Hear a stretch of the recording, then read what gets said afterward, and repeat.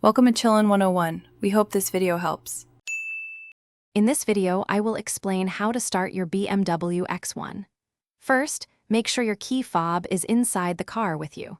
This ensures the vehicle can detect the keys signal. A working key fob battery is essential for reliable operation. You'll find the Start/Stop button conveniently located on your dashboard, usually near the steering wheel. To begin, firmly press and hold the brake pedal with your foot. This is a crucial safety step before starting the engine. While holding the brake, simply press the Start/Stop button once. The engine should then smoothly come to life. If it doesn't, double-check your key fob's location and its battery. If your BMW X1 doesn't start, first check your key fob battery. A weak battery is a common culprit. Try holding the key fob directly against the steering column, as there's often a backup sensor there. Also, confirm your gear selector is securely in park or neutral before attempting to start the engine again.